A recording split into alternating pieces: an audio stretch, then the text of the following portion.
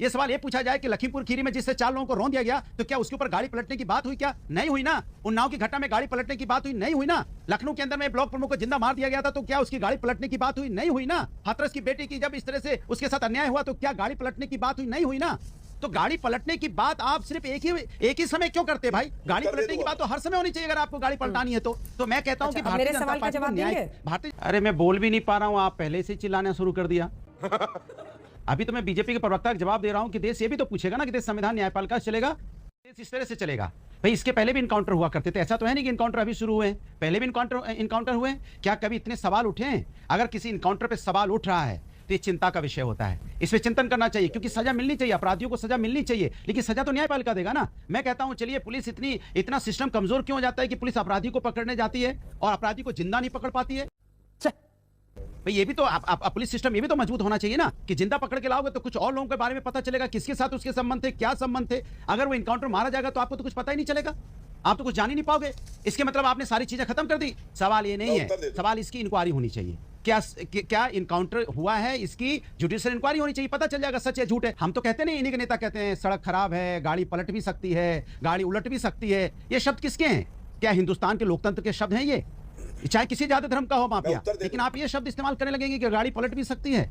मैं पूछना चाहता हूं ये शब्द अगर ये पूछा जाए कि माँ बेटी जिंदा जल गई तो गाड़ी पलटने की बात हुई? क्या नहीं हुई ना?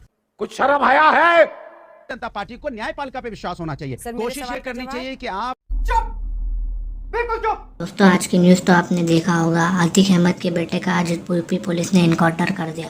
तो दोस्तों, आज की डिबेट उस मामले में अनुराग भदौड़िया ने आज अंजना की बोलती बंद कर दी। इनकाउंटर जो हो रहा है उत्तर प्रदेश में मुसलमानों का, जो कत्लेआम हो रहा है मुसलमानों का उत्तर प्रदेश में, उस मामले में अनुराग भदौड़िया ने अंजना की और इस गौरव भाटिया की बोलती बंद कर दी इस डिबेट में।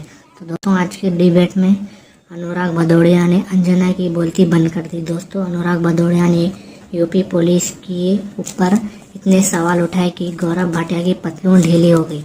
फिर अंजना ने उत्तर प्रदेश की पुलिस के बचाव में आके बोलती है कि पुलिस ने गुंडों को इनकाउंटर करके गलत क्या है।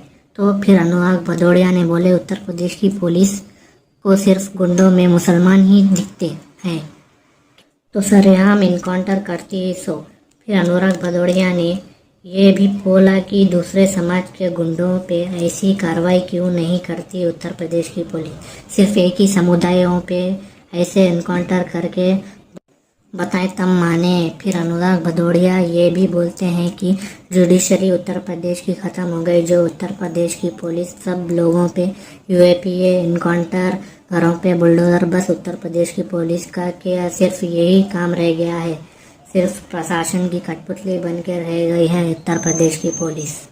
दोस्तों, अगर आपको देश को बचाना है 2024 में तो बीजेपी को वोट ना दें, अपने वोट का सही से इस्तेमाल करें। दोस्तों, अगर 2024 में बीजेपी आई तो देश के बहुत हालत ख़राब होंगे, देख समझ के अपना वोट दीजिए।